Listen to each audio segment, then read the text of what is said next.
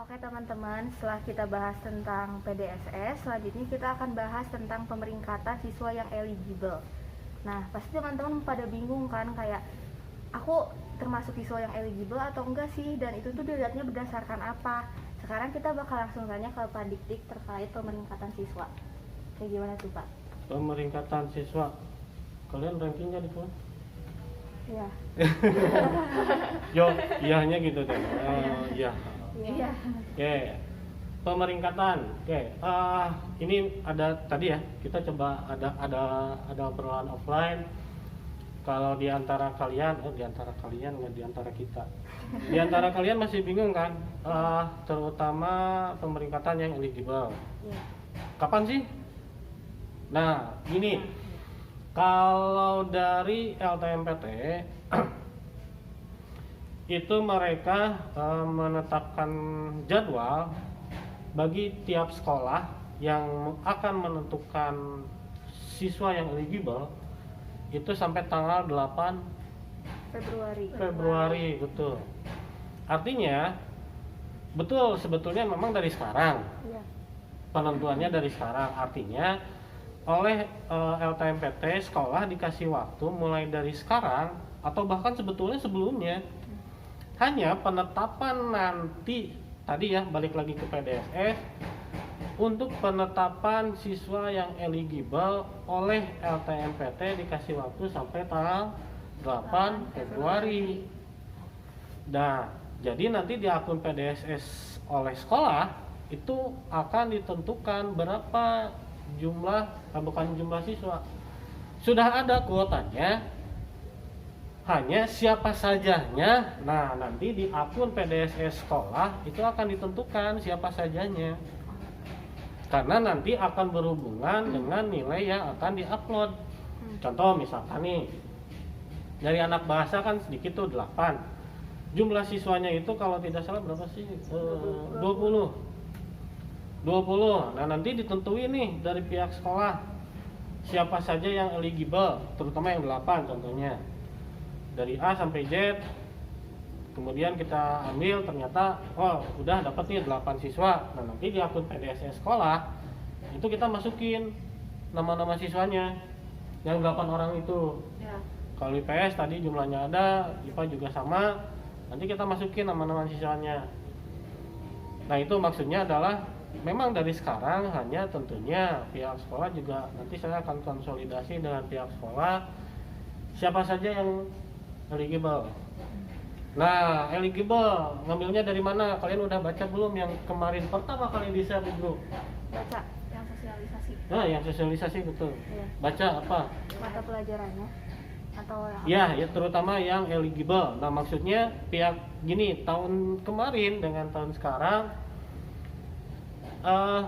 penentuan siswa yang akan ikut serta seleksi SN itu diserahkan semua ke pihak sekolah. Beda dengan SMPTN zaman Breto gitu, zaman dulu.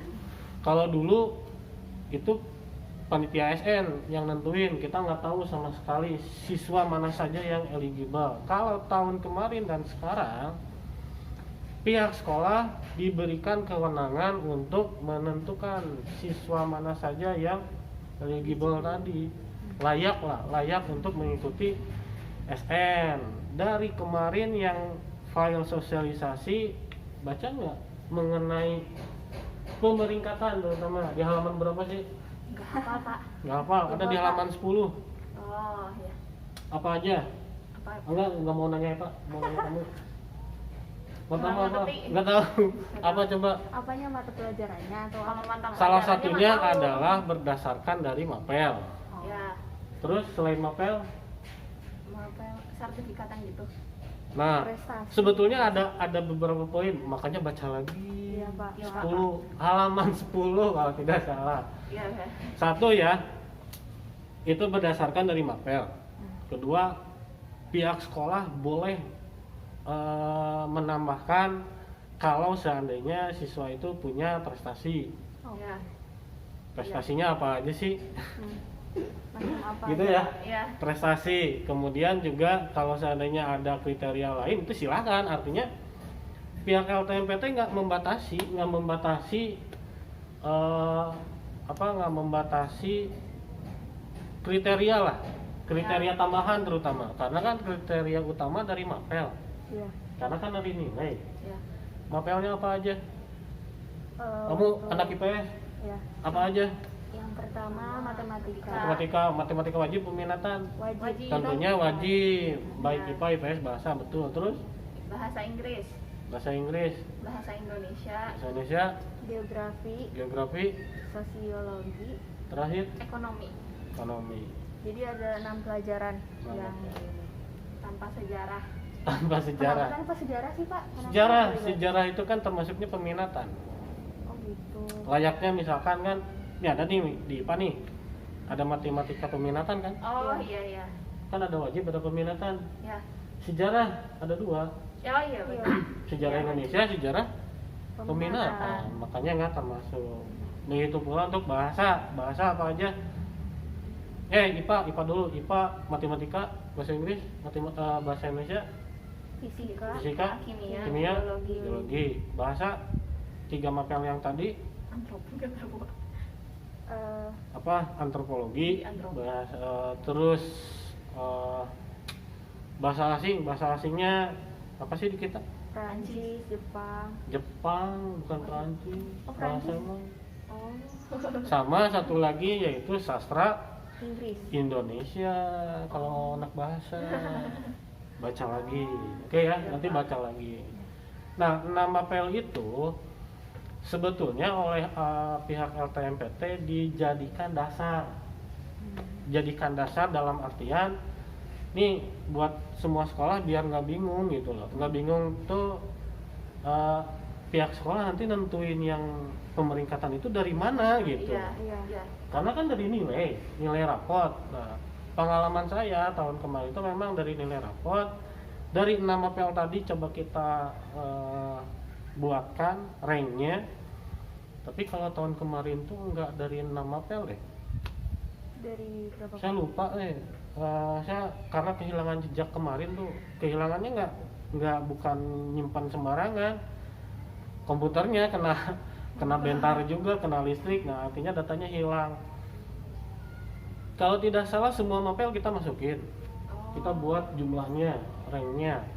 Tapi kalau lihat memang dari 6 mapel, tentunya 6 mapel itu yang kita jadikan dasar buat nanti pemeringkatan yang eligible. Nah, apakah nanti ada hal lain? Contoh prestasinya apa sih? Pernah ikut olimpiade nggak? Enggak. Enggak. Enggak. Ada yang pernah ikut olimpiade? Juara atau tidak? OSN gitu. OSN. Terus OSK. OSK, apalagi FL 2S. Oh, iya. Juara nggak? Nah, bagaimana kalau yang tidak juara?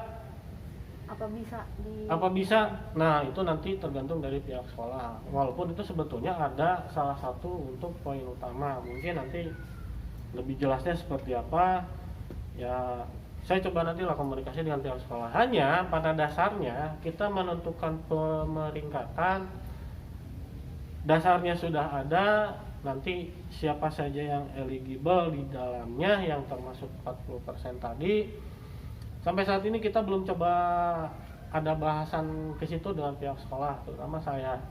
Jadi artinya kita belum tahu nih siapa yang 40%. Pertanyaannya, apakah saya termasuk yang 40%? Anda yang termasuk 40%? tidak tahu? Tidak tahu, karena nilainya aja belum tahu. Iya. Ya. Jadi, apakah nanti ada diumumkan atau tidak? Ini pertanyaan dari kalian. Ini dari pertanyaan dari guru juga. Mungkin pertanyaan ke kamu juga mungkin ada ya. Salah satunya diumumin nggak? Tadi pernah nanya ya? Iya. Lewat WA kan? Nah, pernah nanya apa? Nanti yang 40% diumumin atau enggak? Iya. Jawabannya?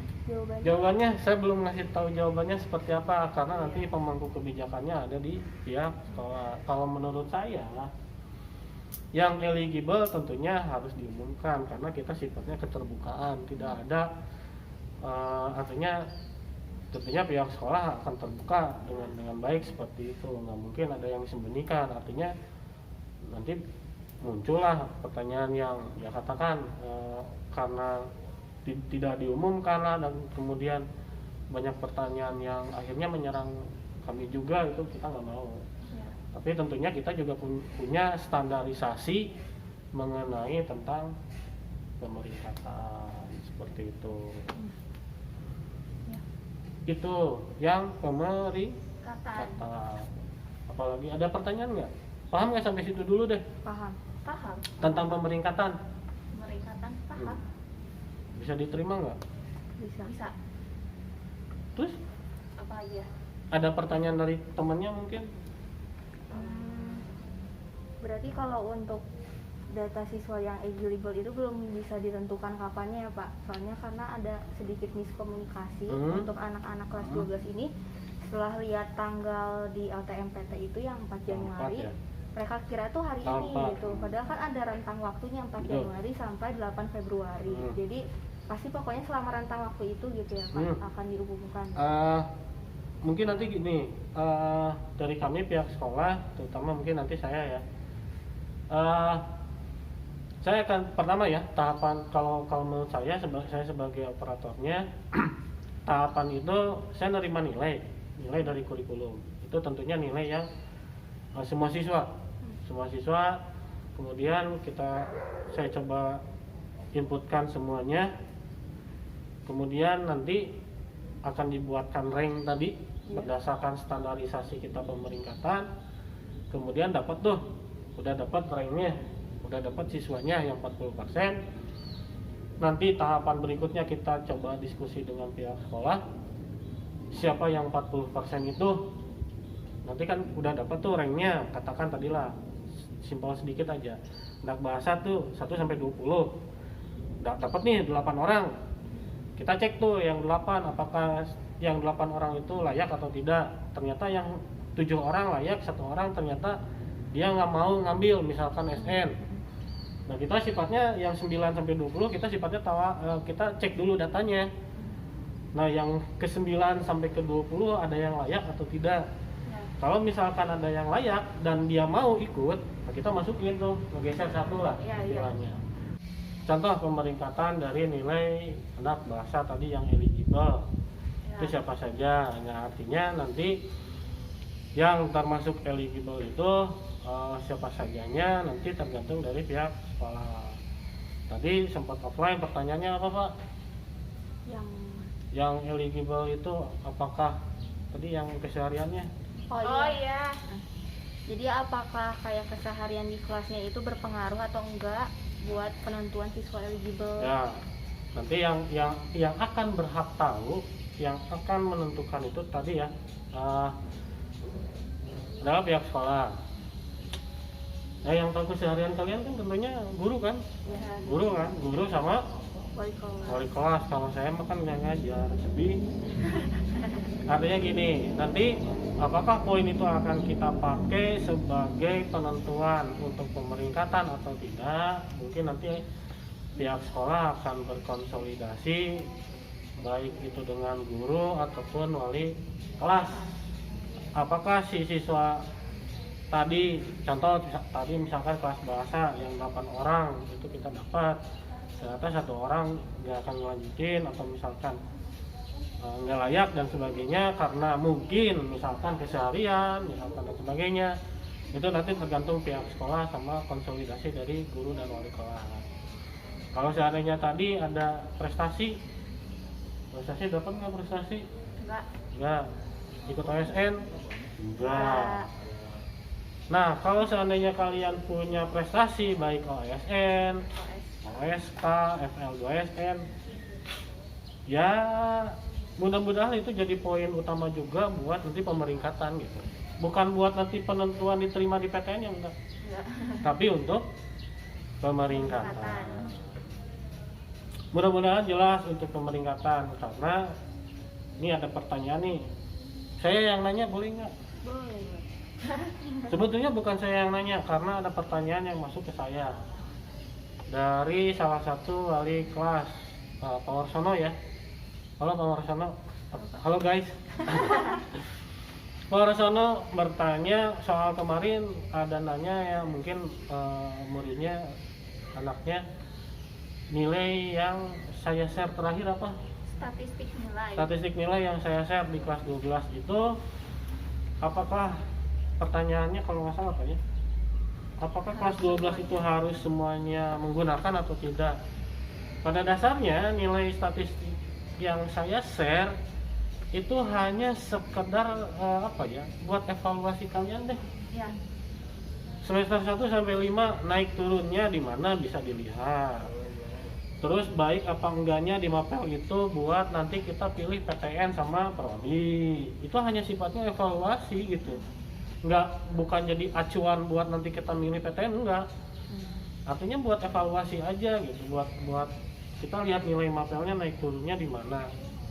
Nah, jadi nanti pertanyaannya jawabannya bahwa apakah semua siswa harus pakai ataupun tidak, harus menggunakan atau tidak, ya silakan gitu. Cuman ini hanya sifatnya tahapan buat persiapan kalau seandainya semua siswa itu yang termasuk eligible tadi. Ya lumayan lah persiapan, walaupun ya nggak banyak yang bisa saya share gitu, karena isinya gampang nggak? Mudah dipahami nggak sih? Mudah. Kalau yang nggak punya laptop gimana? Kalau nggak punya komputer? Aku di HP. Ya bisa. Bisa. Nah kalau nggak punya HP? Kalau nggak punya HP temennya bantu gitu maksudnya. Ya. Jadi jawabannya ke sana Pak. Jadi buat semua kalian kelas 12 boleh tuh, kalau nggak mau dipakai juga nggak apa-apa. Loncat dulu. Kalau mau pakai silahkan, karena itu hanya untuk evaluasi aja, buat persiapan aja. Nggak banyak di dalamnya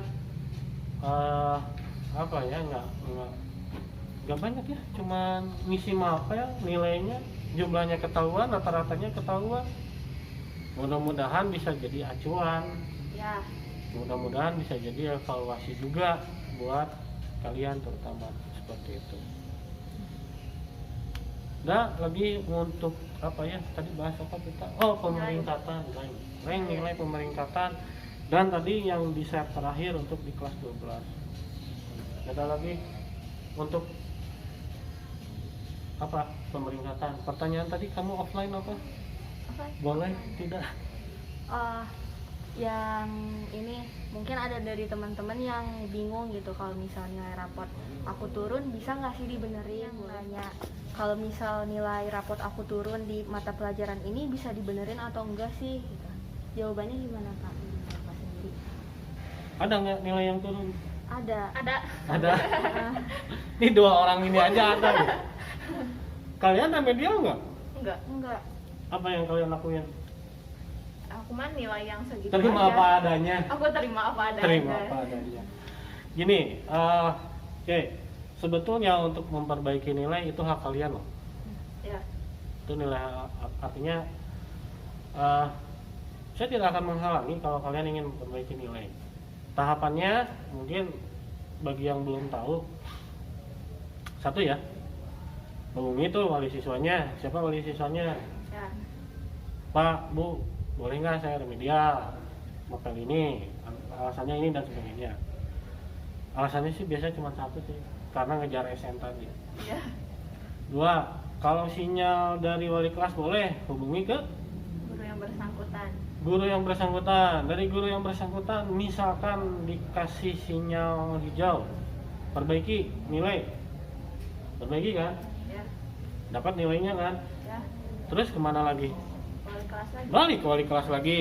Dari wali kelas itu kalian dibantu untuk disetorkan ke bagian kurikulum. Nanti bagian kurikulum merubah tuh nilai rapotnya, baik dari filenya, kemudian dari rapotnya juga di print ulang gitu kan. Ya. Nah artinya banyak energi nggak sih yang kalian buat? Banyak. Terlalu banyak. Kalau menurut hemat saya, mohon maaf ya, mungkin diantara kalian ada yang katakan berpendapat beda. Tapi kalau menurut saya itu habis waktu, habis energi, habis ya katakanlah kita harus berpikir dan sebagainya. ya menurut saya buang energi aja gitu. Buang energinya, padahal kan di rentang waktu itu kalian ada persiapan tuh. Ya. Kalau seandainya saya yang termasuk eligible tadi, Ya. persiapannya nggak cuma SN, SB juga jadi persiapan kan? Ya. Udah baca-baca nggak soal SB? Udah dong. Soal apa saja yang nanti keluar, karena tahapan UTBK nanti akan lebih berbeda lagi dibanding tahun kemarin ya. Artinya ada rentang waktu buat persiapan ke sana. Kenapa nggak dimaksimalin gitu? Kalau hemat saya, mohon maaf kalau seandainya memang kalian punya pandangan beda ya silahkan, karena tadi balik lagi itu adalah hak kalian gitu. Kenapa saya berbicara seperti ini bukan tanpa dasar? Gini, ini cerita aja. Atau saya nanya deh, ada nggak teman kalian yang udah alumni dari sini nilainya itu semester 1 sampai 5 naik semua? Enggak tahu. Ada. Ada, nggak perlu sebutin nama. Mohon maaf, SN-nya diterima nggak? Enggak. Terus SB-nya diterima nggak? Enggak, mandiri. Oh mandiri, itu lebih bagus lagi kan. Artinya, gini, kalau kita rubah mindsetnya. Kalau kita masih mindset zaman dulu, nilai itu harus terus naik untuk diterima di PTN lewat SN. Ya bisa dibilang bukan salah besar sih.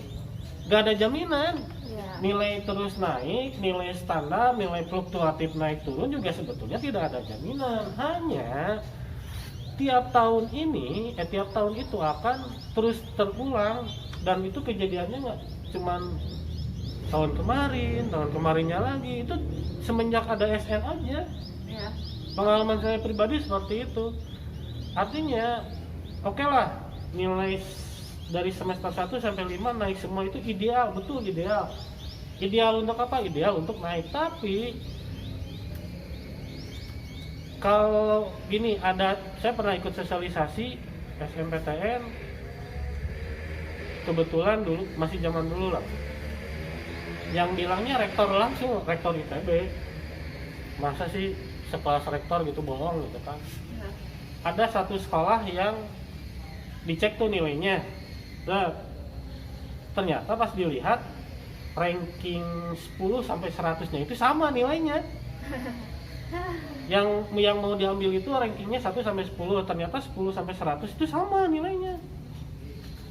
Dipanggil lah pihak sekolah itu oleh panitianya, diinvestigasi, dan akhirnya dapat bahwa nilai itu direkayasa. Apa akibatnya? 1, sekolah itu dapat sanksi, kalau tidak salah 2 tahun berturut-turut tidak bisa ikut SN. Plusnya loh, Terus dari ke 100 siswa itu nggak ada yang lolos. lolos satupun karena udah di blacklist gitu. Iya. Dan adik kelasnya yang tidak tahu apa-apa 2 tahun berturut-turut, Bakal kena. ya mereka punya dosanya kan enggak. Iya. Gitu. Artinya apa ya, mereka punya algoritma, mereka punya hak prerogatif, dan mereka punya sistemnya. Mereka bakal tahu ini nilai rekayasa atau enggak. Iya. Bahkan saya kemarin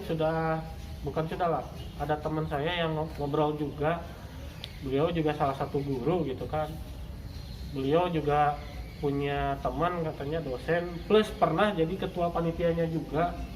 Itu nggak tahu Unpad gitu nggak salah. Ya itu dia, kata teman-teman saya, ternyata nilai naik itu justru yang lebih dicurigai Tuh. dibandingkan dengan nilai yang Naik turun. fluktuatif lah, naik turun atau seimbang. Karena ya itu dilihatnya itu, ini anak mungkin ya bisa saja mungkin ya, artinya nilai rata-ratanya di atas kalian kan ada yang turun. Ya. Ada apa? Ada. Oke, artinya ya oke lah bahwa ada beberapa siswa yang di atas rata-rata kita. Idealnya memang naik, tapi anehnya ya ini nggak tahu ya, mungkin tiap PTN juga akan berbeda gitu loh. Jadi artinya berbeda, mereka punya sistem di mana mereka bisa lihat nilai kita ini benar apa enggak gitu.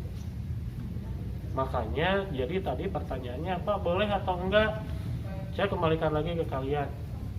Hanya hemat saya, pengalaman saya pribadi juga, dari tahun ke tahun nilai itu ya bisa kita cek lah berdasarkan dari alumni yang sudah kita diterima di PTN. Dan ya kita lihat aja untuk tahun sekarang seperti apa. Kalau menurut hemat saya tadi ya mohon maaf, kalau menurut saya buang energi pisan banget gitu, buang energinya. Padahal ada persiapan yang salah satunya sudah saya share, yaitu tentang statistik nilai. Bercerminlah dari sana, evaluasilah dari sana, kemampuan kita memang segitu adanya, tapi yang pasti kita optimis aja dengan kemampuan yang kita punya.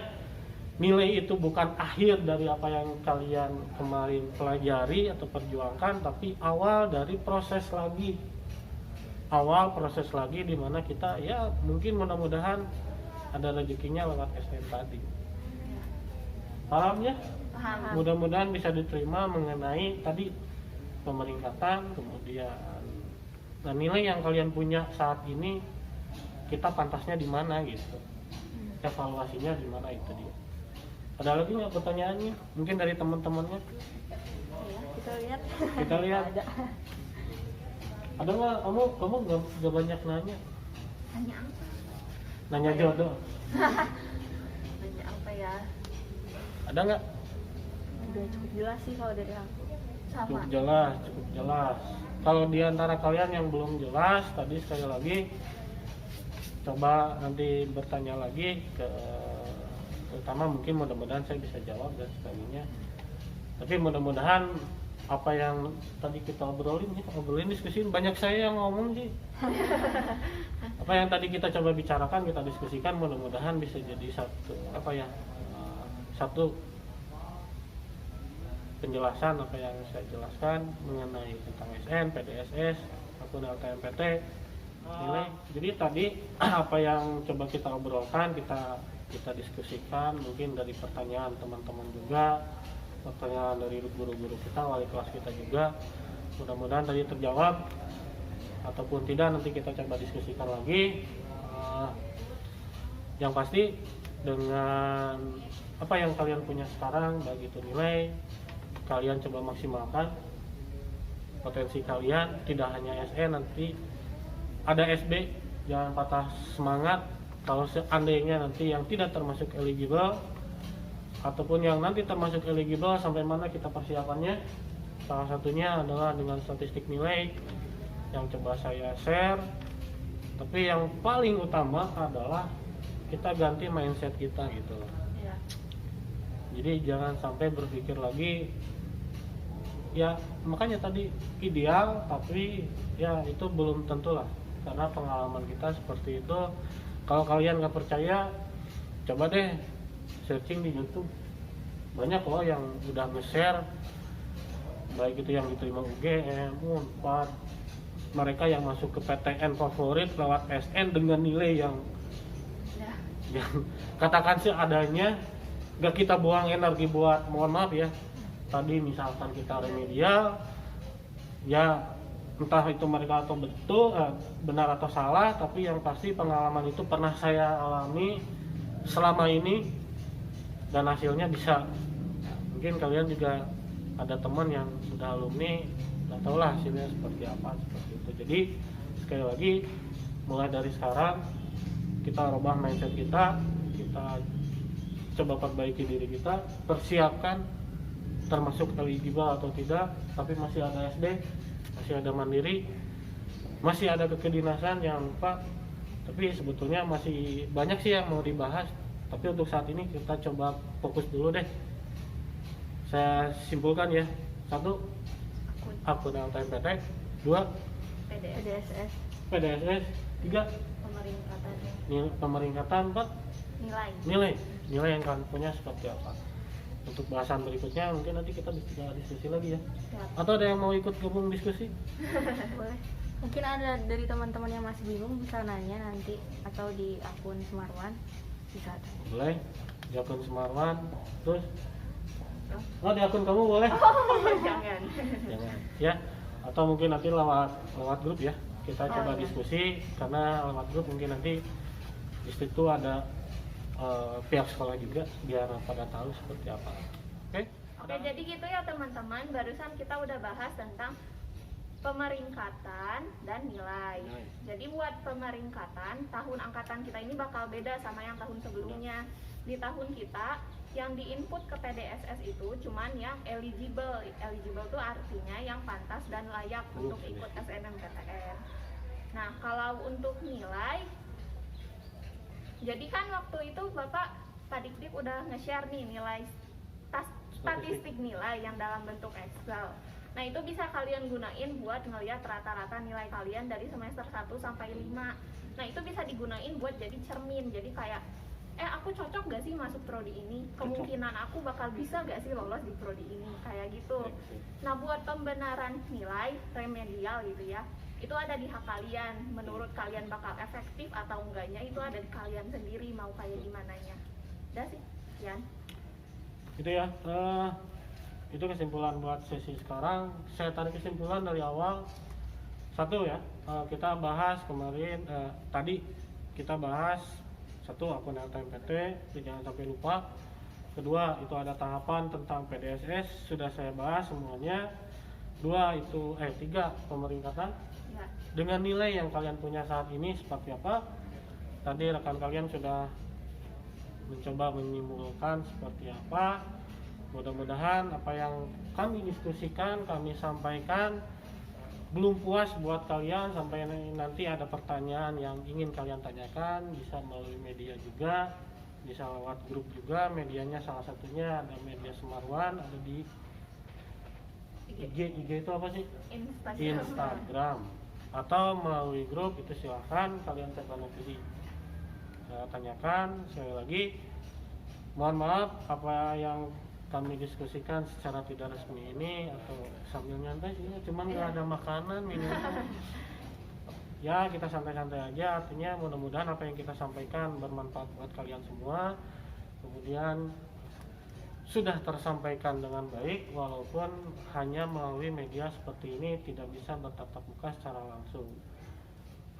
Artinya sekali lagi mohon maaf apabila ada kata-kata yang dari saya menyinggung kalian atau yang tidak pantas, atau yang memang berbeda pendapat dengan kalian sendiri, itu sekali lagi saya mohon maaf. Pesan dari sekolah cuma satu, tetap di rumah aja, jaga kesehatan, Pakai masker. tetap bersih, berolahraga, jaga imunitas. Ya. Kalau keluar rumah tetap pakai Masker. kita physical distancing. Iya. Physical distancing walaupun nggak terlalu jauh. Tapi yang pasti pesan dari pihak sekolah, terutama dari saya pribadi seperti itu, tetap jaga kesehatan. Yang pasti tetap lawan COVID-19 dan mudah-mudahan doa kita yang terbaik apa di tahun 2021 Lolos PTN. lolos PTN, apalagi PTN. nggak ada COVID-dan lagi, Iya. biar kita bisa ketemu secara langsung. Oke, sekian. Salam. Assalamualaikum warahmatullahi wabarakatuh. wabarakatuh.